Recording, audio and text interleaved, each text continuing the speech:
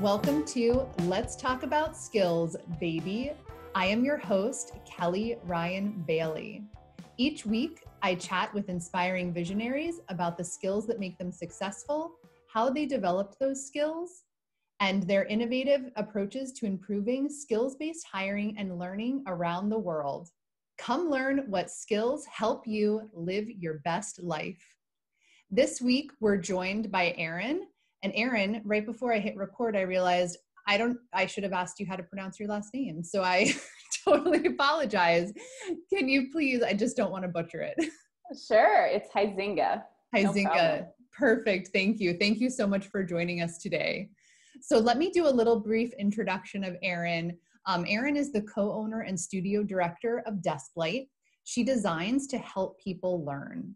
Believing solutions are best found in true collaboration with the people who will benefit from them, she helps organizational leaders connect learner-centered research insights with design thinking to build new programs and tools. She has partnered with national organizations to design learning programs for public health and diversity initiatives, designed tools for higher education institutions and public schools, and designed a program to empower high school students to build a portfolio of project-based work. Before founding DeskLight, Erin worked with firms like IDEO and Gensler on projects with Northwestern Medicine, Motorola, PNC Bank, OfficeMax, Wilson, and Best Buy. She's been a nationally featured speaker at Creative Mornings and the HOW Conference, and created curriculum and taught courses at the IIT Institute of Design and Northwestern University. Wow, this is so exciting. Thank you. And this is just like fabulous work that you've been involved in. I'm so excited to learn more about this work at DeskLight. Yes, thanks for having me. I'm excited to share and get into the conversation a little bit. Definitely. Well, before we jump into DeskLight anyway, I'd love to just learn a little bit more about how you got into this. Like, tell us a little bit about your journey. Sure. So earlier in my career, I was a graphic designer. And then I turned into more of a design strategist, design researcher from working at places like IDEO and Gravity Tank innovation firms. Yeah. But backing up a little further even from that, I grew up as a dancer and a crafty person. My mom was a painter and interior designer, and just kind of grew up around that spirit of being a creative person. And then in undergrad, I studied advertising and art history, both together. And that kind of paved the way for this whole career path that I've had around design and making things. That's been really the picture of my entire career these last 18 years or so. Wow. And it's so interesting when I hear these stories, I often think through like what skills you may have learned throughout that process, which it really sounds like this creativity piece has been a huge influence in your life starting at such a young age.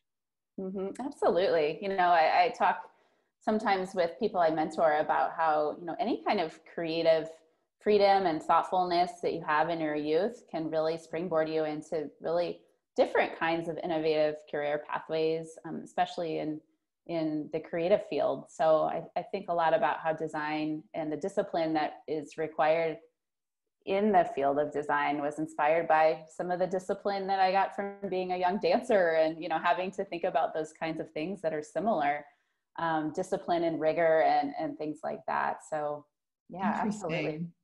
And did you, I know it sounds like your mom was obviously really creative as well, but were there other ways that she really sort of kind of helped? Because I know what I'm thinking of is even in my own childhood, I just had parents that were more involved in sports. And so their push was always more towards the outlet of sports instead of maybe necessarily sort of like music or dance or more creative aspects. And I just wonder, from your being a child in a household that seems like they're pushing more creative lifestyle, like how your mom really got you into those things. Like, was this something that you just loved on your own, or was she really helping you gain that awareness? Maybe both, sort of the nature nurture sort of aspect of everything, right? I think I I might have ended up being a creative person regardless, just based on my personality and who I sort of grew up to be individually. But then, yeah, the nature piece, my grandmother, my mom's mom, was a professional painter and sold her oil paintings and watercolors. And so when we'd go visit them, I would see her work and be really inspired by the fact that she was able to make her way as a woman and a painter and sell her work. And then I think my mom was, inspired by her mom and how that sort of manifested in our house growing up, where we would, get craft materials and make things just to do it. And the skills associated with that around like finishing it well and having a vision for what it should be. And thinking outside of the box and not being so much of an implementer, but more of a creator. Yes. All of those things I think were interesting. And then in parallel to that, quickly, my father was a serial entrepreneur. He's very much an analyst. He got his master's degree in statistics. He's very different than my mother. And so I think I have some of that in me too, around leadership and the fact that I have gone the entrepreneurship pathway and things like that. So it is fun to reflect on how much your parents or family have influence on where you end up going. It's so true. Now, at what point was it really for you that you took this sort of creative mindset and decided, I'd like to apply this to learning? Yeah, that kind of, it took a while, honestly, in terms of like understanding and developing those stories that had something to do with learning and design. So there were a number of things that were sort of happening in parallel, probably about 10 years ago, where I was working as a consultant. I was teaching at Northwestern University. I had also started a nonprofit organization, so I was getting my feet wet as an entrepreneur at that time. And I was doing a lot, and I was thinking, this might not be sustainable with starting a family and doing this for the next decade. But I had loved it for a while, just kind of experimenting and looking at all these different things. And so I came to a point where I thought, well, how can I combine my love for all three of these things, being a business owner, or at that time, organizational executive director. How can I combine that with being a instructor, faculty member, teacher, mentor, and my love for that, and making my courses really exciting and fun and engaging in a different kind of way than maybe what some of my students had been used to. And then this pathway of always being on the consulting side. So like I said, starting as a young graphic designer and then turning into a bit more of a leader and strategist over time. How could all three of those things combine? So it was a slow, steady pace of looking at what was happening in consulting, in business, combined with this love for education and innovation and learning. And so started telling that story around, any educational endeavor or experiment or class or course that I've taught and delivered and facilitated, I've made. So starting to really capitalize on and embrace that narrative alongside consulting. And that's really how we arrived at this idea of consulting for learning endeavors and, the vision around making them engaging and equitable and fun. So it was a slow and steady pathway, as so many of these kinds of stories are, to get there and figure it out as you go and kind of experiment and see what works and what doesn't. Yeah, no, it always, like when you look back, it all sort of makes sense. But when you're going through it, you're right. You don't necessarily know exactly I'm headed in this direction or I'm making this choice or all of these things. Now, did you always want to be a teacher? Was that something that you started or that you just fell into that? Yeah, when I was growing up, I taught the little 3-year-olds dance classes because I was, dancing myself. And I started doing that back in high school. And then in college, I also taught dance. And then I sort of left that whole thing around dance and taking dance classes all the time and fell in love with being a designer. And when I was finished with graduate school, I moved to Chicago and had my first job. And was super busy, as many young designers are. And I wasn't teaching, but then I had this aha moment where like, I really miss teaching. I miss investing in people in this way. So I started teaching at Chicago Portfolio School. And that was a pivot where I was like, okay, I can apply some of these things that I really enjoy doing with dance to this world of design. And at the time when I was teaching at Chicago Portfolio School, I was pretty much the same age as the people in my class, which was hilarious. You know, I was probably only 2 or 3 years older than some of them. Interesting. And, you know, I was nervous and, you know, didn't really have my sea legs under me in terms of teaching design. But I kept teaching there because I loved it. And I've always felt like if you know something and you feel like you know it well enough to give it to someone else, you should be teaching it. And I think that applies to having a family and, you know, coaching or mentoring people as much as it applies to the formality of being a teacher. So, you know, I sort of grew up into it. And then after Chicago Portfolio School, I started teaching at Columbia and then ultimately, you know, Northwestern and ID. And I see it less of a title around teaching or being a full-time teacher, which I don't think I would ever want to do for a number of reasons. But I love investing in people and connecting people and building communities and things like that. So I think teaching is a pathway into that conversation.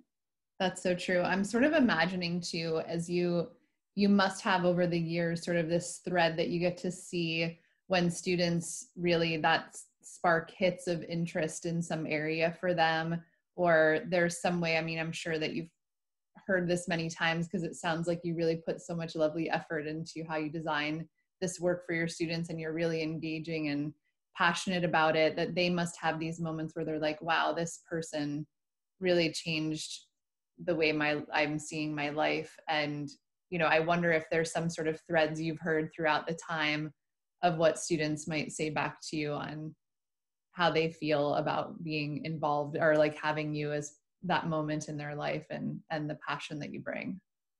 Yeah, you know, it's so neat to hear those stories. And a few of my students have put things like that on LinkedIn, you know, like as feedback and things. And I love hearing those and whatever flavor they come back, you know, and sometimes you don't know for a decade. Like I've had some students that I had at Columbia, seriously, 10 years ago, email me randomly and say, hey, I just thought of you because I applied this thing we talked about 10 years ago in this client meeting I just had. And I'm like, that is amazing. You know, like that is I thought that would happen. Right? Yeah. So that's fun. And I love the moments in class too, where people have those aha moments for the first time and something sort of clicks and there's this light bulb moment. Those are so satisfying. I live for those moments when people are like, oh, I finally see it. I get it. And that's the why right there. Totally. And not to like divulge your secret sauce for what you do with DeskLight, but I'm curious if there's something that you find to be like the most important aspect to bring in to an environment like that to sort of make those moments happen for students, because you've been doing this for a while now. So there must be like this, without going too in depth, what is the thing, you know? Yeah. I think there's two big tenets to the work. I think the first one is truly being a human-centered design leader, you know, and running any kind of project or new program or service or experience online through that grid of knowing who you're serving, knowing who the learner is, and designing for them. And because if it's being designed in a vacuum and you're sort of throwing that instructional design or curriculum or program over the fence, so to speak, then it's never going to be that enjoyable, and they're never going to really feel what you're trying to do, or you know what you're trying to teach them. I think that's the first big bucket, is just knowing who it is and then working with them, you know, to design it. And then the other thing that I think often goes overlooked, and it's such a simple idea, is just this idea of fun. You know, learning should be fun. It shouldn't feel like a task. It shouldn't feel like something you have to do in order to keep your job or to stay in school. It should be fun. And so how do you design for fun? You know, you think about projects, you think about how you can connect with the people in your cohort, whether that's offline or online. you think about, how does this apply to life for these people in this learning environment? Like, how can you make it really sticky because it actually is relevant to them at the moment that they're learning it, and that's all fun if it's done right. Yeah, completely. Are there some, when you think about that from a life perspective, this is something that they can apply to their life? I'll bring it back to skills for a minute. Is there, especially in the courses that you teach, what do you think are sort of these most transferable sort of assets that you're bringing to these students? I call them skills. Some people might not call them skills, but really they're sort of like these life skills that could be transferable into multiple different areas. Yeah, gosh, I have so many thoughts on that. I think with the classes that I've taught over the years, so much of it is about design in all of its flavors and forms and fashions and all of that. And to decode that more, I think the actual skills are things like, how do you talk to strangers? How do you learn from them? How do you interview them well in a way that they're going to give you real, meaningful feedback that you can learn from? What makes a good design? It's something that lands well with the hearts and minds of the people that you're making something for. So that applies to business just as much as it applies to being like a tried and true designer, however people think about that, whether it's an architect or an industrial designer, graphic designer. It matters in business too, just this idea that you really have to listen well, and you have to volumize your content and your voice, and your general sort of stature about how you're delivering something in a meeting. That's all design, in my opinion. So many of these classes that I've taught are for traditional designers and for future business leaders, to teach them about some of these skills that are really innately baked in to the process of, quote, human-centered design. Right, exactly. And I love that aspect. So now if I know we've probably been talking more about DeskLight than we, without saying it, but I am curious then how you took this next step from like what you were seeing in this teaching environment and knowing the reasoning behind why you wanted to create a business, but sort of now maybe those aspects that you've learned and how you're trying to transform this at scale. Mm-hmm. Yeah, I think, from teaching for quite some time, and from my partner teaching different kinds of audiences over time, and from, seeing the world of instructional design and how that's typically gone the last, I'd say, 50 years or so. Yeah. There's definitely a need. And so for us, just thinking about the mission and vision of DeskLight, it's really to work with learners across the lifelong learning spectrum. So, we don't just work in K-12. We don't just work in higher ed. We don't just work in, learning and development and trainings. Right. Like, we like to work across the entirety of lifelong learning and kind of close down those silos a little bit, because we can cross-pollinate then, as a office that's working with all of these diversity of kinds of problems and clients to solve for them. Something that we're thinking about as an insight for early learning could easily be a very cool, thoughtful thing that we can bring to a learning and development project, because there's a lot of truth and similarity about how people learn as humans over the course of time as they age. It's like some of it's quite universal, and that's really neat to kind of talk about and think about with people across all of those kinds of conversations and relationships. So that's something that has come from the work and knowing like we really want to continue to align with folks in all of these different categories, as long as it's a learning endeavor and something that is big and seems like there's a ripe chance for innovation there. Like, cool, let's do it. Let's talk a little bit more about it.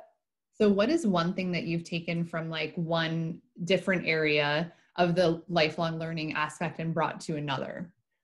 Yeah, so we were working with Techstars in Boulder, Colorado a couple of years ago. And the scope on that project was to build a learning hub, a toolkit for the entrepreneurs in their accelerator programs across the globe. And so we were able to think about, by talking with these founders in the programs, how should we deliver this engaging, fun curricular content? And the business objective was, so that it's, scalable and efficient, and they would know that the Techstars curriculum is being offered at the same degree of rigor and the same kinds of curriculum is being offered to all of these folks in their accelerator programs. So all of that said, the way we designed the topics was for people to go in where they felt comfortable and where they felt like they needed that learning. So if you're working on financial modeling, one day you can access that and not feel like you have to sort of graduate from the 3 topics before that in order to sort of get into that financial modeling content. So, we by design didn't do the didn't design the curriculum to be linear. Like we wanted to break down that sort of notion that you had to get badged or graduate from one unit to get to the next unit or topic. Right. So we brought that notion to a project that we were doing in K-12. And we said, high schoolers kind of want to learn this way too, like nobody wants to feel like you're being forced through this content. Like, how can we make it a little bit more open source and, with the spirit of freedom, give them the choice, Montessori style, right? To kind of go in and sort of pick and choose what skill or topic they wanted to embrace on that particular day. And as long as they get through it all at a certain amount of time, then cool, no problem. We know you learned it. So now what was the reaction? Because I'm going to guess that it was successful, because it sounds like that's of course what they wanted. Did you get feedback from students that was just like, wow? Yeah. I think that the Montessori philosophy is something that, this is a little bit of a soapbox for me, but I think that philosophy of open learning and choose your own adventure is very strong. And my hope is that through some of our K-12 work, we can bring some of that thinking and style of learning into the classrooms in public school districts too. And even independent schools that maybe haven't thought that way in the past. So yes, absolutely. The students loved it. The teachers loved it, because in some ways it redesigns the teacher's day as well, and creates some efficiencies there that at face value people don't really realize necessarily is the case. Yeah. And with the Techstars work, just this idea of designing a curriculum that's this way, it was written up in the Wall Street Journal. They celebrated it as part of their sort of call to action of give first, which is the tagline for Techstars. It certainly was in that category of like being learner centered, like following the lead of what the learners really wanted as founders of their own businesses. Like, they don't want to be told what to learn when. They want the freedom to get the information they need at the right time. Yeah. It's fascinating that you say this, because we were chatting about this prior to hitting record. What's going on at home with my daughter right now, that has, again, what is coined a learning disability, but I don't call it that. I call it her gift. But the interesting thing being that as soon as she was given the ability to have control, which she didn't have in the school environment, COVID and going virtual has given her this level of independence in terms of her learning. She was sad every single day for the last, almost 5 years of going to school of her life. And all of a sudden, within weeks, I would say maybe like a month, she was so happy. And even to this day, which we're still doing virtual school, just to see the difference in how she approaches this, like it's all they're using Google Classroom for this. So everything's not perfect by any means, but she has control of when she does what and how she does it and which things she wants to choose, which I think is just, to see that in a child that was struggling so much is just fabulous. Yeah, I love that. I think that young people deserve a lot more autonomy than we give them credit for, or that we give them. They so much. Absolutely. I love stories like that, because they can figure it out on their own. It's just us grownups that often, given so many constraints as, teachers in classrooms or in systems in general that are designed to constrain and not create, you know, a box that they can play in, or even like a framework that provides for that freedom. So absolutely, I love that. And that is an upside to everything that we're challenged by with the season we're in because of COVID. It's true. And for the business, what have you been like? I'm assuming that this shift as well, because everywhere education is happening in different formats now. Not that it wasn't before again, but maybe a little bit more broadly. Are you seeing a shift in your business as well as you know, the changes with COVID that have happened? Yeah, definitely. With higher ed, we're working with two different schools right now, and we're sort of at either end of the user journey, so to speak, with them, and both I think are related to the times that we're in at the moment. So the first school is about designing a digital experience for recruiting, because people aren't going to be, you know, spending the time or resource to come and sort of see what graduate school they would want to go to in person. So that's the scope of one project. The second one on the other side is building a better, more effective value proposition for alumni of this business school. So, you know, not only do they get this great experience and this great learning from being in the graduate school itself, but the school is also now thinking about, because I think they have to, you know, continue to think, what's our value proposition above and beyond other business schools? Well, we could offer them more support and more learning after they graduate as well. So that's an example. And I think that perhaps the school has definitely been thinking about that for the last few years, but now is a catalyst moment to say, oh, we have to do this now, you know? So those are just a couple of examples that I think have been extraordinary and really, really great for us to work on and partner on, in the spirit of, you know, we want to equip higher ed schools to be able to, you know, continue what they've been doing in this new economy that we're in. Yeah.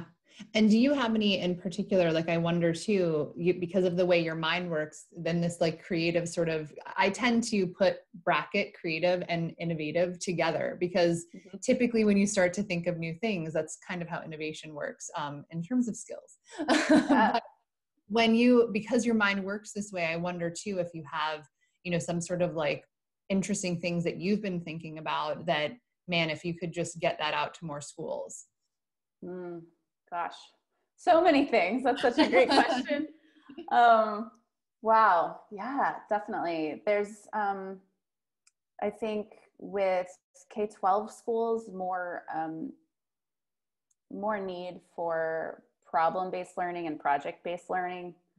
I mean, certainly in the spirit of all things that I'm sure you're thinking about all the time too, you know, like the skills that come from project-based learning and the confidence and the self-actualization that can come, and the relevancy of the learning, and how students will ultimately remember those things better and more effectively than they would have if they learned it from a textbook or even from their teacher lecturing at them. So those are the two things that certainly rise to the top in my mind for K-12. I think for higher ed, there's just so much changing and happening. I mean, we could talk about that for 3 hours, I'm sure, but you know, just new ways, hybrid models, skill-based models, specialty models, whether they're for-profit or nonprofit, which is a very provocative conversation right now, but a needed one to be having. You know, just the redesign, the innovation that can happen in terms of, you know, what makes the most sense for each individual, and what do they want? Do they want the college experience, or do they want the skills? Do they know themselves well enough and what they want to do when they leave high school to fast forward into some, you know, direction that they are that confident in? And we need to have different kinds of pathways for different kinds of learners earlier on. And, you know, also this idea that, you know, there's a lot of neat new higher ed partnership models that are happening around financial aid, and, you know, not requiring certain core courses to be taken again if a high schooler already has some of those credits, or that knowledge even, or AP, things like that. And then on the, you know, learning and development front, you know, I think what we're seeing with those clients is that traditionally, historically, learning has been for the sake of some kind of objective that's part of their job description and the employee's job description. And I think that's really changing, where businesses, employers, big organizations are starting to think more about how can we embrace and enrich this individual as a human and what they want to do with their lives and with their work. And how can we think about this more as an employee benefit and less of a, thing that's about us as a business or organization. So there's really neat, beautiful, innovative conversations that are happening on that front. I really love that point, especially because it's like, again, for us, we've tended to maybe lean a little bit more on the education side, which I think extremely important, but then we throw people off into this world that still has, some of the boxes are surrounding life that we are trying to change in education. And so I find that to be a really important piece to this, especially now in this moment where all of us are sort of just like living out loud, at any moment, kids can come running in the room, dogs, whatever. Right. But life and work has turned into something that's very, very different. And I think and it's sort of the same way we approach this with our kids. And just like you said, with this creative mindset that started with, in your home as a child with, your mother and a grandmother that had this very creative aspect. If we all of a sudden say at one point in your life, nope, just turn that off. We don't want that anymore. You're going to go and do what's over here in this box. Like, that's so boring. Who wants to live that way?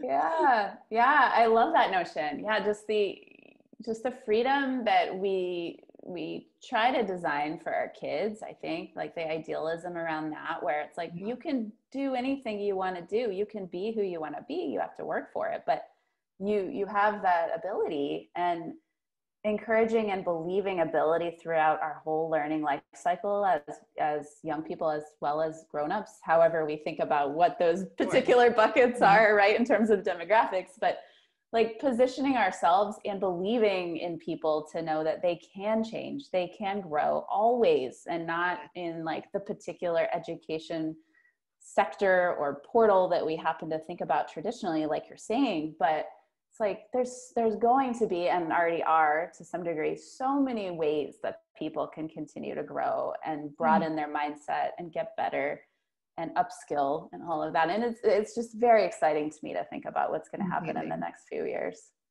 I completely agree. And I think we just need to get to that point too, where more broadly, I mean, I realize this will start small, but that concept, going back to this whole like employer aspect of, let's look at like what you might have aspirations around as opposed to like what's going to work for us, which I think is just a really interesting twist, because I think if more people thought about their life like you just described, wherein, man, I wish that I could do whatever dream that you might have, that most, again, adults might say, well, no, you need to pay the bills. You need to do that. You can't have these dreams.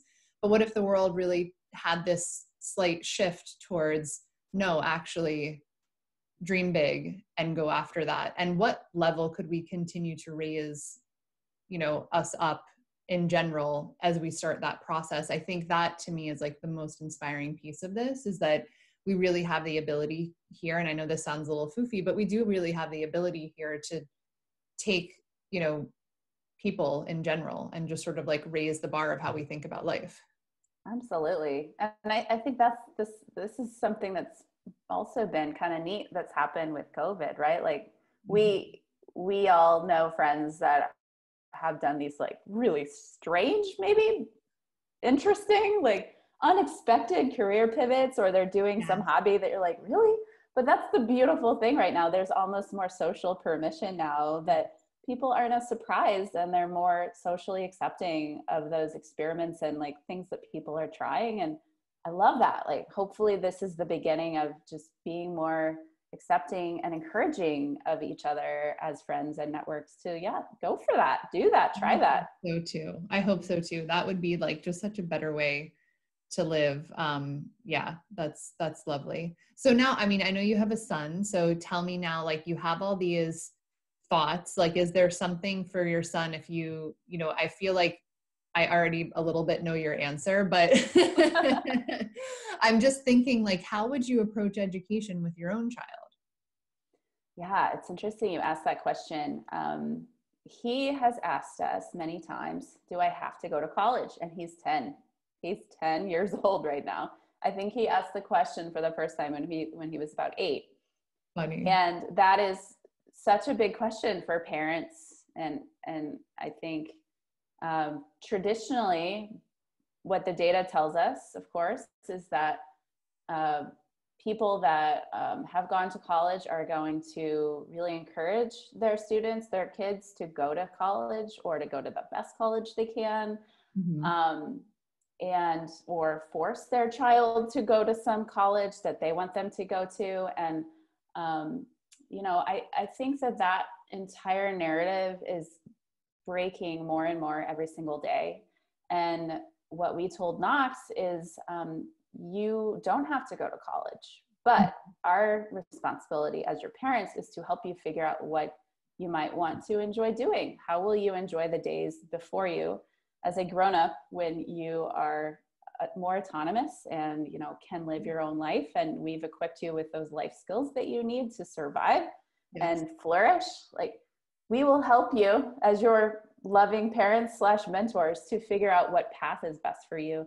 And he's 10, and we've got, depending on how you look at it, 8 to 10 more years in front of us as we start to figure out what that might look like. And I'm encouraged that there are going to be thousands more options that we could send him to than there are at this very moment. And so, I would say we tell him, you don't have to abide by these traditional systems and structures that we have known to be true as your parents. And we work hard not to put those barriers up on him as a generational expectation, and hope for the best beyond that. Hope that every day we're sharing things with him and telling him about new things that we're seeing through our work and conversations that we're having that might inspire him.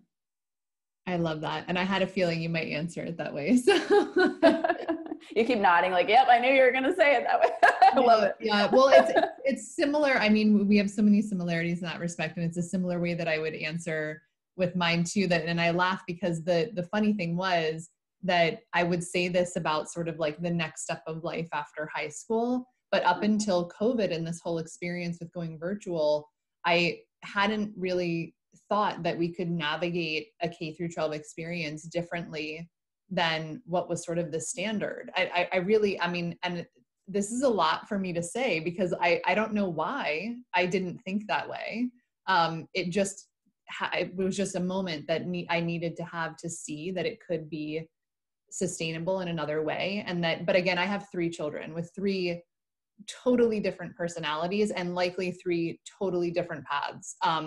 So, even though I might have, I say to them, it's completely their choice, as long as they have the correct funding. and that's something that I just had to pay my way through school. So that's just a big thing for me, because I think you have there's like an onus on what you do and the choices you make in your life when you're the one, paying through that. So if you want to go to, an Ivy League school, like that is fabulous. And, you can figure that out. Yeah. I think also with that, there's definitely a need for Ivy League schools. There's a need for all kinds of schools, and it really is driven by the learner, like you're saying.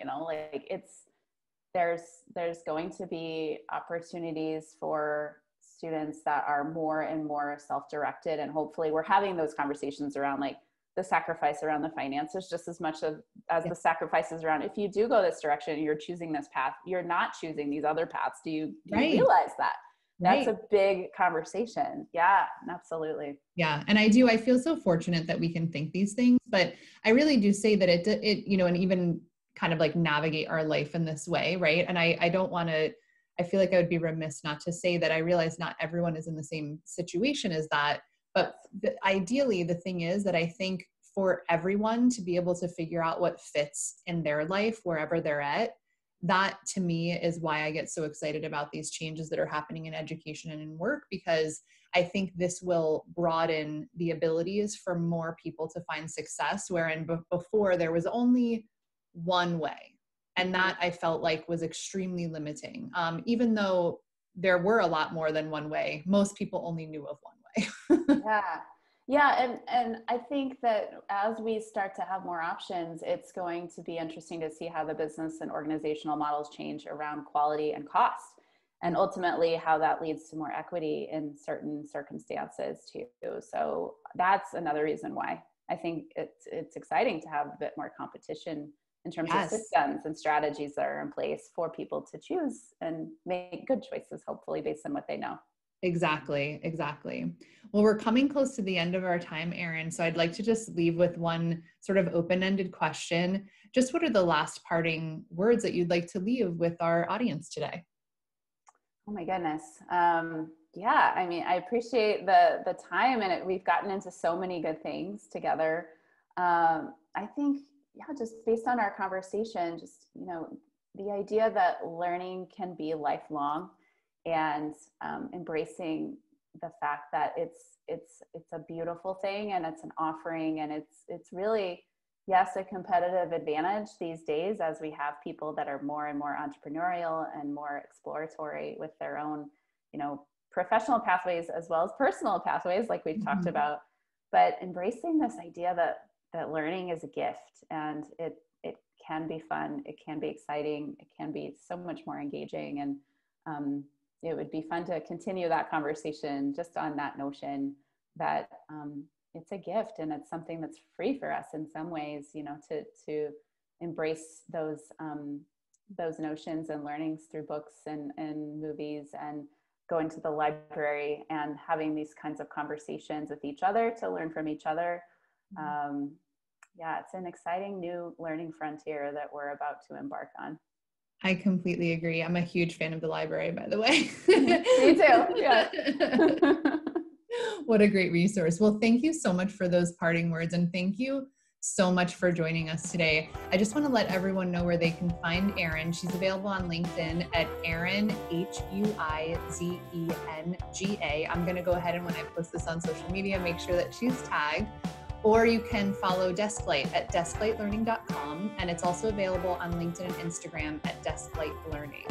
So I want to thank you all for listening in to Let's Talk About Skills, Baby. We had a really great time chatting today. If you'd like to follow me, Kelly Ryan Bailey, I'm available on all of the socials at that handle. I think I'm going to point the wrong way. So close. I would love to hear some feedback. So please leave a rating, review, shoot me a note. Would love to hear it. Thank you all again, and hope you have a wonderful day. Thanks again, Erin, for joining.